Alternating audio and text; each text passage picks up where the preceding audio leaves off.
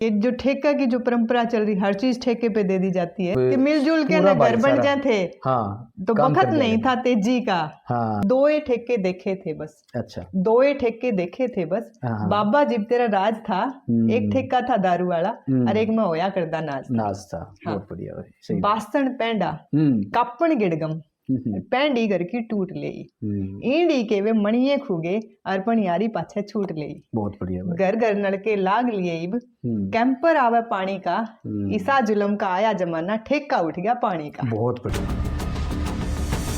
दाई पेड़ों का बासन फूट गया एक आध गोल ठेकर ल्याऊं के बाबा कति गोल चमा गोल घिसके ओके की ठेकरी बनाऊं के बाबा। सारा दिन खेत कमाया तेरी पिंडी खूब भड़क दी होंगी नाने नाने पा मेरा मेरे तेरे कड़ पर चढ़ के गाऊं के बाबा। कविता वो माध्यम है, वो एक अभिव्यक्ति का माध्यम है जिससे हम अपनी बात बहुत आसानी से और बहुत गहरे भाव के साथ में एक दूसरे के सामने रख सकें। और इस प्रकार का काम करा है पेड़ पौधा से लेके गांव की पुरानी याद, भाईचारा, माँ बाप का प्यार, वो दादा और परदादा की यादें, वो सारे पुराने बर्तन बासन जितने भी हम जो कहा करते उन सब के ऊपर कविताएं लिखने का काम किया है। और एक तरीके से ये कह सकें कि वो जो पुराने भाव थे वो फिर से जगाने का भी काम करा है। और ये मेरे हाथ में किताब आप देख भी रहे हैं, सांझे की बेटियाँ। और मैं ज़्यादा नहीं बोलूँगा, मेरी बेबे है नाता में और हम बैठे हैं भिवानी ज़िले के गांव चांग में। बेबे सुनीता क्रोथवाल, आपका पहले तो बहुत बहुत धन्यवाद। धन्यवाद। आपका कविता संग्रह, आपका जो लेखन में जितना योगदान है वो वाकई में भाई सराहनीय काम है। और आप अलग अलग मंचा पे आपने अपनी कविता पाठ करे भी हैं और आपकी कविताओं का आपने कम फायदा उठाया है, बल्कि मैं तो ये कहूँगा कि और ज़्यादा इसने गा की या अपना एक मंच पर आके उसको बोलना, मेरे ख्याल में बहुत सारे लोगों ने आपकी कविताओं को पढ़ा भी है जी। और उसको शुरू में भी डाला है जी। तो सुनीता भी बेशक तो पहला ये जानना चाहूँगा कि भी जो कविता लिखने का जो शौक है ना, यो किस तरीके से शुरू हुआ था? कविता लिखने का शौक मेरे को 11वीं क्लास में हुआ था, जब मैं 16 साल की थी, 16-15 साल की थी। तब एक मेरी दोस्त थी आरती, वो बोली मैं कविता लिख के आई हूँ। अच्छा तू कविता लिखती है? मैं भी लिखती हूँ। बोली दिखा, मैं घर पे रखी है कॉपी और मैं तेरे को कल ला के दिखाऊंगी। और मैं 2 कविताएं लिख के ले गई। अच्छा।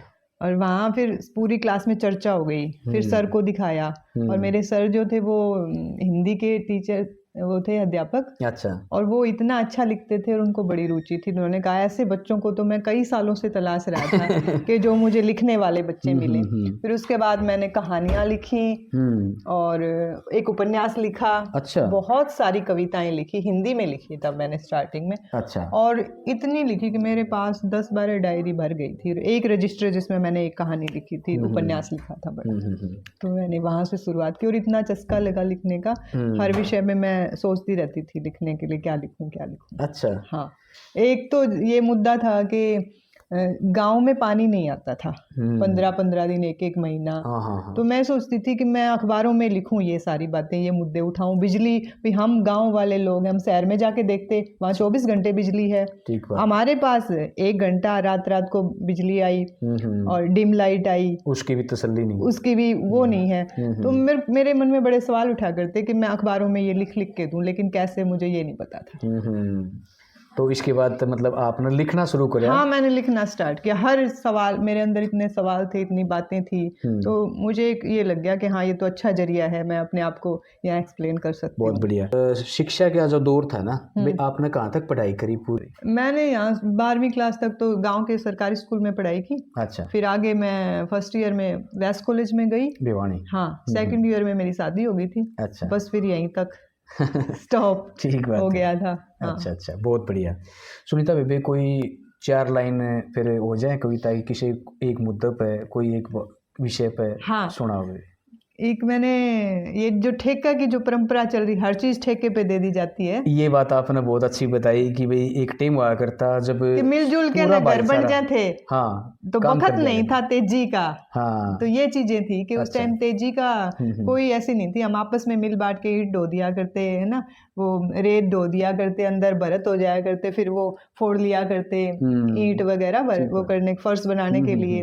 तो वो सारी चीजें कि 2 ही ठेके देखे थे बस, अच्छा, 2 ही ठेके देखे थे बस। हाँ। बाबा जिब तेरा राज था, एक ठेका था दारू वाला और एक में होया करदा नाच था। नाच था। हाँ। बहुत बढ़िया भाई, सही बात। बासण पैंडा कापण गिड़गम पैंडी घर की टूट लेई, ईंडी के वे मणिये खूगे अर्पण यारी पाछे छूट लेई। बहुत बढ़िया भाई। घर घर नलके लाग लिए इब, कैंपर आवे पानी का, ईसा जुलम का आया जमाना, ठेका उठ गया पानी का। बहुत बढ़िया भाई, सही कह रहे हो भाई जी। बहुत वास्तविकता है। हाँ, कि पानी का भी ठेका उठ गया, शादी का भी ठेका उठ गया, है ना, बच्चे हों, कुछ भी प्रोग्राम हो छोटे मोटे, हम ठेके पे ही देते हैं। ये बात आपने बहुत अच्छी बताई कि पहले का जो टाइम था वो किस तरीके से भाईचारा सारा मिलके उसने ऊपर के ऊपर कर लिया करता। हाँ। और कई तो ब्याह भी उठ लिया करते हाँ, ब्याह भी उठ लिया करते, हाँ, है ना, बिल्कुल। जो जिसका ब्याह ठीक होता। लेकिन आज ये है कि बनना भी दे हैं तो घराड़ी नो कह दी भी ठेक कर दी और काम कोई निकलेगा।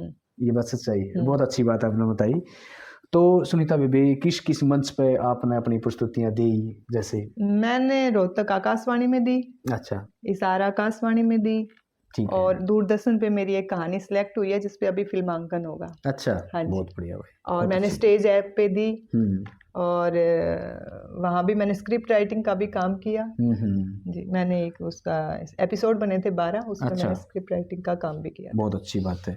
सुनीता बेबी, किसा अच्छा लगे है कि जब आपकी कविताएं कोई दूसरा पढ़े है तो आपका और आपके पूरे परिवार ने कैसा महसूस हुआ? बहुत अच्छा लगता है। पिछले दिनों वो सुन ले रहे हो खाती के, तेरे जोड़ उधड़ गए पाती के, ये कविता बड़ी वायरल हुई थी, कई मिलियन में उसकी रीच गई थी, एक लड़की ने पढ़ी थी। अच्छा। तो पापा के किसी दोस्त ने दिल्ली से डाल रखी थी, पापा ने उनको बताया कि ये तो बेटी ने लिख रखी है अपनी ने। फिर पापा ने मेरे को बताया, तो मेरे लिए ये लगा कि ये मेरे लिए सबसे बड़ा सम्मान है कि घर वालों तक कविता आती है। मेरे हस्बैंड के पास लोग कविताओं के लिंक भेज देते हैं, और लोग भेजते हैं, मेरे पास भेजते हैं, आपकी कविता पढ़ रखी है, तो देख के बड़ा अच्छा लगता है। पुराने वक्त की बात करें तो जैसे भी जो हमारे दादा हुआ करते, क्योंकि हमारा काम खेती बाड़ी का था, या जो अपने भाई जिस तरीके के हमारे काम बट रहे थे हैं, तो वो काम करके शाम में जब थका आ रहा आदमी आया करता, और उस टाइम पे मतलब छोटे बड़का पे गुआ उन्हें कड़प मतलब चलवाया करते हुए तो गा दे मने यार हरकत उतर जा दूर, है ना। तो उस पर कोई इस तरह की कोई बात याद है? हाँ, तो बहुत सारी बातें याद हैं। बाबा जब खेत से आया करते, हम उनके आगे पीछे घुमा करते, तो अब बाबा बड़े याद आते हैं। जब तो मतलब दादा मतलब दादा का निधन हो गया, और उसके बाद में वो चीजें याद आई, है ना। तो मैंने इस पे एक कविता लिखी थी, मेरी ताई है पेड़ो। अच्छा, हाँ, पेड़ो नाम उसका। हाँ, पेड़ो नाम है। अच्छा। मैंने कहा ताई पेड़ो का बासन फूट गया, ताई पेड़ो का बासन फूट गया, एक आध गोल ठेक कर ले आऊंगे बाबा, कति गोल चम्मा गोल घिसके ओके की ठेकरी बनाऊंगे बाबा। मतलब बेबे जब आग दरिया कर दे, आग दरिया उसकी ठेकरी बनाया करते, तो उसके हमने यूं देखा, अगर इसका बासन फूट गया ठा के लाया करते, या तो फितर बनाया करते खेलन खातर, या बाबा की ओके में वह ठेकरी बनाया। बहुत बढ़िया भाई। एक कांकड़ा और एक ठेकर। हाँ। आजकल वो ठेकर को अंदर देवे। हाँ। सुनीता, अच्छा, आजकल नहीं रखते आज ना। हम तो है ना फुर्सत वाले बालक थे। हम तो यूं देखा करते, इस पत्ते का साथ भी के करना है, यो बासन फूट गया तो इसका के करना, चप्पल टूट गई तो उसके टायर बनाने हैं, सरकंडे मिल गए तो उनकी गाड़ी बनानी है, टायर मिल गया तो उसकी गाड़ी वो चलानी है। सुनीता बेबे, अपना वो टाइम था जब हम मतलब स्कूल में जाने से पहला मतलब गाड़ी चलाते हंडा कर दी, और ना हम तो गोबर घेर के जाया करते। अच्छा। स्कूल में जाने से पहले मेरा काम था। अच्छा। उनका सराकी गोसे थेपड़ियां की आगत है, और चूल्हा भरिया फड़िया से, और जाड़ जाड़ चिमटे तराख तेरा ओका भर के लाऊंगे बाबा। बहुत बढ़िया भाई। हाँ। सारा दिन खेत कमाया तेरी पिंडी खूब भड़क दी होंगी, सारा दिन खेत कमाया तेरी पिंडी खूब भड़क दी होंगी, नाने नाने पा मेरे तेरे कड़ पर चढ़ के गाँव के बाबा। बहुत बढ़िया भाई। लाठी का सारा लेके जब जाया करते, लाठी का सारा। ठीक कह रहे हो। जेठ की गर्मी से और चीकला लग के गले सूख गए, जेठ की गर्मी से और चीकला लग के गले सूख गए, तू भी किते होगा तिसाया, लोटा भर के लाऊं के बाबा। बहुत बढ़िया, सही। सींग टूट गया और खुट्टा पड़ागी वाह बाजगी बड्डा में। सींग टूट गया खुट्टा पड़वागी वाह बाजगी बड्डा में, ये जुत्ती और ये लाठी तेरी मैं भी जोड़ पाऊं के बाबा। बहुत बढ़िया भाई। हाँ ठीक करे हो। हाँ, दरी दरी तेरी जुत्ती सूख गई, करड़ा हो गया चाम कती। दरी दरी तेरी जुत्ती सूख गई, करड़ा हो गया चाम कती। किते गमीने करदा हो तेरे जुतियां पर तेल लगाऊं के बाबा। मतलब जब नई जूती लाया करते हो तेल लगाया करते? नहीं, वो जूती जब भी कहीं जाना होता तो पॉलिश नहीं होती थी, चमड़े की जूतियों पे सरसों का तेल लगाया जाए। तेल लगाया करते? हाँ, अच्छा, तो ताकि वो नरम रहे, ताकि वो नरम हो जाए। हाँ, तो मैं कहा बाबा जाना होता कि तेन क्या तेल लगा दिए मेरी जुतियां के। जिस तो तरह आज हमने जाना तो मेरे कुर्ते हैं प्रेस कर दिए, तो वो एक ही काम हुआ करता उनका। ठीक बात है। हाँ, तो पापा का था मात है। अच्छा। काका रेडी पखावा है और मन भी छोले भटूरे आ गए। तू कब है तो तेल चढ़ाऊं के बाबा। मेरे बाबा खाने के बहुत शौकीन थे। अच्छा। बहुत शौकीन थे। मेरी शादी हुई उसके बाद मैंने बहुत सारी चीजें सीखी। तो मैंने छोले भटूरे आगे बनाने, तो मैं सोचा करती अगर बाबा होते उन्हें खिलाती तो कितना अच्छा लगता आज, है ना। बहुत बढ़िया। हर काल चाल दी क्या मेरा ठोकर लग गई, मैं रोई नहीं। जब तू टॉफी में बड़ोंदा हो तो वे फेफड़े खिलाऊं के बाबा। बहुत बढ़िया, सही करे, है ना। बस एक के फोन झूठा कर दे कि मेरी आसंग को नहीं, मैं दोहरे बैठी पाऊंगी, न्यू भी नहीं पूछूंगी कि आऊं के बाबा। बहुत बढ़िया। और दुख की सुख की घणिये बतलान पड़ी से, दुख की सुख की घणिये बतलान पड़ी से, और मैंने नई कविता लिखी से तेने सुनाऊं के बाबा। सुनीता बेबे बहुत अच्छी, बहुत तो मैं यूँ सोचती हूँ कि आज जब मतलब कविताएं लिखती हूँ और उनको याद करती हूँ, आज मेरे बाबा होते तो मुझे कितना खुश होते मेरे को देख। बहुत अच्छा भाई। मेरे नाना ने जब पता लगी थी कि मैंने कविता लिखी है, तो नाना सबको बुला बुला के बताया करते, देख मारी छोरी ने कविता लिखी है, ला सुना बेटा सुना बेटा। और नाना चले गए थे, उनके जाने के बाद उनके अलमारी में मेरी लिखी हुई कविता निकली थी। आपका नाम का हमारे गाँव में? हाँ गाँव कुंवारी में। हाँ, गाँव कुंवारी में। तो कुंवारी गाँव की तो इतनी यादें हैं मेरे जीवन से जुड़ी हुई, उसके लिए तो मैंने बहुत सारी कविताएं लिखी। अच्छा, कोई बात, ये कोई खास बात याद भी है वैसे? हाँ, उच्चे टिब्बिया की गोद में खेलदा आंसदा, एक मेरे नाना का गाँव था। वो देखा करता बाट मेरा आवण की, और नानी गाड़ में खड़ी पाया करती। ठीक बात है। तो ये कविता है जो बहुत सुंदर है, सुनाऊं? हाँ सुनाओ ना सुनीता बे। जिस तरह के है कि हमारा जो गांव है कुंवारी, वो बड़ी एक गजब की लोकेशन है। अपना गांव टिब्बिया की वा मतलब जैसे भाई बड़ू रेत की भी हमने दर्शन हो है उड़े, और हमारा गांव का आधा जो है ना वो ईसाई सा भी है, जो वही मैदानी क्षेत्र भी है माना जाए। तो अपना जो गांव है वो टिब्बिया का घना लगे है, है ना। हाँ, अभी जो मतलब पहले जब हम छुट्टियों में जाया करते तो वो हमारे लिए एक अलग दुनिया थी। हमारा गांव जो था हरा भरा, और वो सूखा किक्कर थी, उसमें और कोई पेड़ नहीं था। एक दो सहतूत देखा होगा, एक दो नीम देखा होगा, और उसमें पेड़ नहीं थे, कैर थे, जांडी थी। हाँ जांडी थी, और नहीं थे। इस पे मैंने एक कविता लिखी थी। अच्छा, मैं आपको सुनाती हूँ। ऊंचे टिब्बों की गोद में पलता, कि गरीब सी किकर कैरों के फूलों में हंसता, आंधी बालू रेत में उड़ता नाचता, एक मेरे नाना का गांव था जो देखता था हर साल छुट्टियों में मेरी राह, कि लाडो आएगी इस बरस ऊंचे फ्रॉक में, जहां नानी देखते ही जोर से लगा लेती थी छाती से, और हल्की कर देती थी बटुए की डोर। नानी मेरी जाते ही रुपए दिया करती, अपना जो लाना है वो ले आ। अच्छा। हाँ, जहाँ रसोई के मटके में ठंडे होते थे आम, खदकती थी हांडी में चने की दाल, लाल हो जाता था सुबह का दूध, और मलाई चुपचाप सरक आती थी रोटी पर। वहीं दरवाजे में लटकते थे भाड़ में बुने चने, गेहूं की धानी। वहीं नाना के कुर्ते में निकलती थी रोज अठन्नी।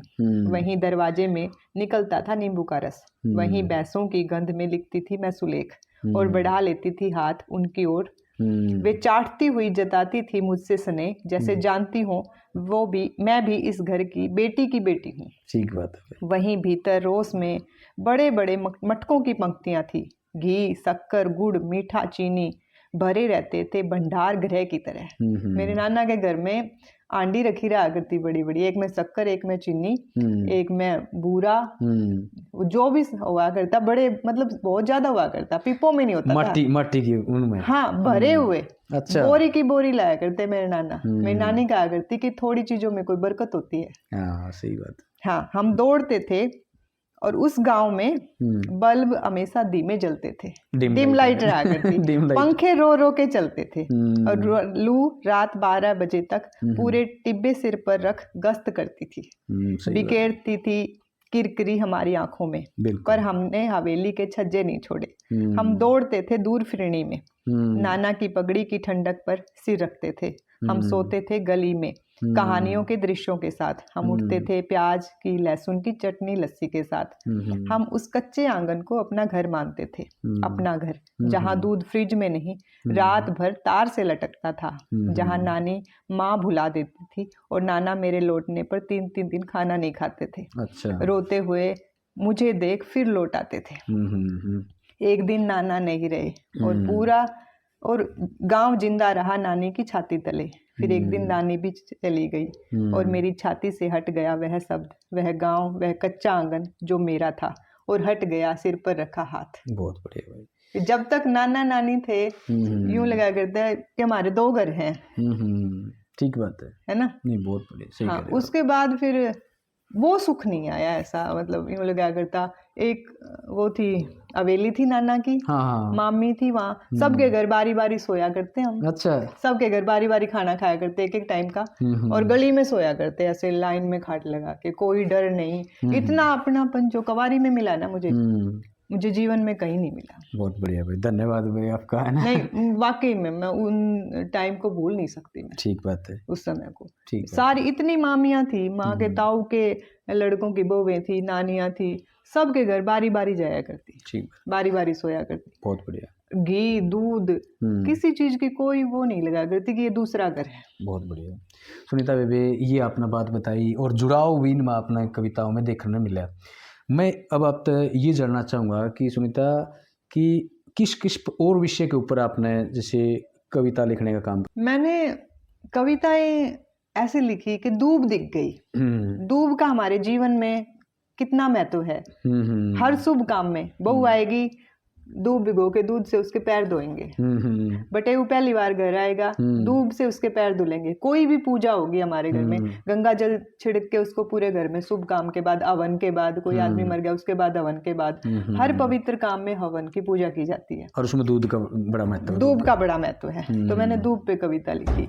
नीम है, कीकर है, जांडी है, आख है, आखटे पर भी मैंने कविता लिखी। अच्छा, हाँ, बहुत बढ़िया। कपास पर मैंने कविता लिखी। मतलब हर छोटे जो प्रकृति से हर छोटी सी चीज जुड़ी। चरखा है, आम घरेलू चीज थी, आज नहीं है। जो भी परम, जुआ है, बैल है, मैंने हर वो विषय उठाया जो जितना मेरी समझ में आया, और मुझे ये लगा कि ये जीवन में छोटी सी चीज है, लेकिन उसका महत्व कितना हमारे जीवन में महत्व। हाँ, आज का समाज को आईना दिखाने के लिए सुनीता बेबी आपने किस प्रकार का लेखन का काम किया? जैसे बच्चों वाली कई कविताएं लिखी है मैंने बच्चों के लिए। अच्छा। भाई एक तो एजुकेशन से संबंधित कि बच्चों के हम पीछे लगे रहते हैं, भाई पढ़ो पढ़ो। पढ़ाई के अलावा भी बहुत सारी चीजें हैं, सामाजिक व्यवहार भी है, बच्चे सुसाइड कर रहे हैं उस पर भी लिखा। और जो भी छोटी छोटी बातें हैं जो हैं बहुत बड़ी, लेकिन उनको छोड़ दिया जाता है, उन सभी विषयों पर मैंने लिखी और आगे भी मैं लिखती रहूंगी। ठीक बात। अच्छा सुनीता बेबे, जैसे फौजी भाइयों के लिए भी आपने कुछ लिखा? हाँ, फौजी भाइयों पे मैंने रागनी लिखी थी। अच्छा। हाँ, कई। और किसान भाइयों के लिए? किसान भाइयों के लिए मैंने बहुत सारा लिखा। बहुत बढ़िया भाई। हाँ। क्योंकि कोई भी देश तरक्की तभी करता है जब उस देश में किसान और जवान की कदर होगी। किसान की कदर होना सबसे ज्यादा जरूरी है। जवानों की तो बहुत कदर है, लेकिन किसान की कदर सबसे ज्यादा इसलिए जरूरी है कि हम खाएंगे नहीं तो रक्षा क्या करेंगे। ठीक बात है। छोटी छोटी चीजें ही हैं जो उगेंगी, अच्छी फसल उगेगी, बच्चे अच्छा खाएंगे, तभी आगे वो दे पाएंगे कुछ। अगर वो हमारी जड़ें ही कमजोर हो गई तो फिर हम कितना ऊंचा बढ़ेंगे, बढ़ ही नहीं सकते हम। सही बात है। तो जड़ों से जुड़ा रहना वो बहुत जरूरी है। ठीक बात है। जड़ मजबूत होंगी तो भाई पेड़ आयल से गए पाटेगा नहीं, है ना। हाँ। है ना। ठीक बात है। आने वाली जो नई पौध है, जो नई जनरेशन है, क्योंकि देखो अब समाज में बहुत सारा बदलाव हम देखने लग रहे हैं, तो किस प्रकार का की संदेश मतलब आप देना चाहोगे कि भी लेखन के माध्यम बहुत ताकत है इस कलम लिखने की जो है आदत है या होनी चाहिए, हर आदमी के अंदर होनी चाहिए, हर बच्चे के अंदर लिखने की कला होनी चाहिए। लिखने की कला चाहे ना हो, लेकिन हर इंसान को थोड़ा बहुत संवेदनशील होना चाहिए कि हम अगर कोई किसी के चोट लगी तो हम उसके प्रति ये कहेंगे हाँ भाई देखो हम उसको संभाल रहे हैं। अगर हमारा पास पड़ोस संवेदनशील नहीं होगा तो हम अपने बच्चे को बाहर नहीं छोड़ सकते। और वो संवेदनाएं आज धीरे धीरे मरती जा रही हैं। मरती इसलिए जा रही हैं क्योंकि सब चीज़ें आंखों के सामने होती जा रही हैं, जैसे मोबाइल देख रहे हैं, टीवी देख रहे हैं, उसमें एक्सीडेंट हो रहे हैं, वो नॉर्मल लगने लगा बच्चों को कि ये तो होता ही है। कोई मरता हुआ इंसान दिखा रहे हैं और वो उसको देख रहा है और कोई उस पर बच्चे पे असर नहीं हो रहा है, तो ये बहुत गलत बात है। ठीक कह रहे हो आप। तो संवेदनाएं होना बहुत जरूरी है। हम एक दूसरे के प्रति, सोसाइटी के प्रति, पास पड़ोस के प्रति, अपने परिवार के प्रति केयरिंग होंगे, संवेदनशील होंगे, तभी समाज आगे बढ़ेगा। सही कह रहे हो। ये सोचेंगे हम हमारे बच्चे पढ़ लें और वो खूब मतलब अच्छी नौकरी कर लें, अच्छी शिक्षा पा लें, लेकिन वो ऐसे समाज में रहेंगे जो एक दूसरे का है ही नहीं, तो फिर क्या फ़ायदा। अगर हमारे पास परिवार नहीं, हमारे पास समाज नहीं अच्छा, हमारे पास गांव अच्छा नहीं है, हमारे पास शहर अच्छा नहीं है, तो देश का क्या फ़ायदा होगा। पहले घर अच्छा होना, पास पड़ोस अच्छा होना जरूरी। सही बात है। हम पास पड़ोस वालों से तो कट रहे हैं और अपने आप को ज़्यादा बड़ा बनाना चाह रहे हैं। सही कह रहे हो। तो नहीं, बहुत अच्छी बात है। और सुनीता बेबी, बहुत अच्छी बात आपने बताई। कोई जीवन में किस प्रकार की चुनौती आई भाई? मेरे जीवन में कोई चुनौती नहीं आई। ऐसा कुछ नहीं रहा, क्योंकि लिखना तो मैं अपना काम किया घर का, उसके बाद लिख लिया। कभी मन में आ गया बर्तन छोड़ दिए, लिख लिया। और खाना बना रही हूँ, मन में कुछ ख्याल आ गया, अपना लिख लिया। तो काम के साथ सब कुछ चलता रहा। मेरे परिवार ने हमेशा साथ दिया, कभी उनको ये नहीं लगा कि भाई ये मत फालतू का काम है। सुनीता, कई बार जैसे कविता लिखने का कई बार तो सोचना पड़ता है, बैठ के लिखना पड़ता है, क्या पता उस पर कितना समय लग जाए। लेकिन कई बार ये कि आप काम करते करते उसके ऊपर सोच रहे हो, ऐसा भी होता है? नहीं, विचार आने की बात है, कौन सी बात हमें हिट कर जाए, क्या पता क्या चीज़ हो जिसके प्रति हम इतना सोचने लग जाएं और फिर उसको उतार लेते हैं उसी टाइम। मैं छोड़ दिया तो फिर वो चली जाती है। ठीक कह रहे हो। हाँ। और कोई बात जो न करनी हो? ना, मुझे तो ऐसा कुछ नहीं है। मैं एक बात कहना चाहूँगी कि भाई कोई भी महिला हो, कोई भी लड़की है या फिर कोई आदमी है, लड़का है, कोई भी है, चाहे एक शौक जरूर पालना चाहिए। सही बात है, बिल्कुल। अगर आपके पास एक शौक है, कोई भी है, गाने का है, नाचने का है, लिखने का है, पेंटिंग का है, बनाने का है, बुनने का है, कुकिंग का है, कोई भी आप काम कर रहे हो और उसके अलावा अगर एक अपनी पसंद का काम कर रहे हो ना, तो लाइफ बहुत इजी लगती है। इजी लगती, अकेलापन महसूस नहीं होता। अकेलापन महसूस नहीं होता। यूं लगता है कि हम आए हैं दुनिया में तो कुछ अपना दे के जाएं। अच्छा, सही बात है, बहुत अच्छी बात आपने बताई। हाँ, अच्छा सुनीता बेबी, इस प्रकार की कितनी किताबें आपने लिख दी और कितनी कविताएं, करीबन मैं कहूँ कविता संग्रह की बात करें तो? कविता संग्रह 4 हैं। अच्छा। एक मैंने अनुवाद किया था। अच्छा। और 2 किताबें अभी मेरी आएंगी। अच्छा। कोई नाटक लिखने का काम भी करे? नाटक लिखने का वो किया था, एक चंद्रों का चूल्हा, उसमें मैंने स्क्रिप्ट राइटिंग का काम किया था। अच्छा, हाँ जी, बहुत बढ़िया भाई। तो सुनीता बेबी, आपने बहुत अच्छी कविताएं लिखी हैं और कई कविताएं मैंने भी सुनी हैं काफ़ी, और आज आपने 2-3 कविताएं मेरे से भी शेयर करी हैं और आपसे मिलकर बहुत अच्छा लगा। मुझे भी अच्छा और हम आने वाली जो नई पीढ़ी है उससे भी यही कहेंगे भी आप अपने अंदर, जैसे आपने एक बात बताई ना, बहुत अच्छी लगी मेरे को, कि अपने अंदर एक कला, एक शौक जरूरी होना चाहिए, ताकि भाई हम अपनी भावनाओं को व्यक्त कर सकें और अपने उन चीज़ों के सहारे अपनी ज़िंदगी में आसान बना सकें। और इन्हीं बातों के साथ में सुनीता बेबी, आपका बहुत बहुत धन्यवाद। बहुत है ना, और आप सबका भी बहुत बहुत धन्यवाद। फिर मिलेंगे एक नई वीडियो में एक नए विषय के साथ में, तब तक के लिए आप सबको नमस्कार।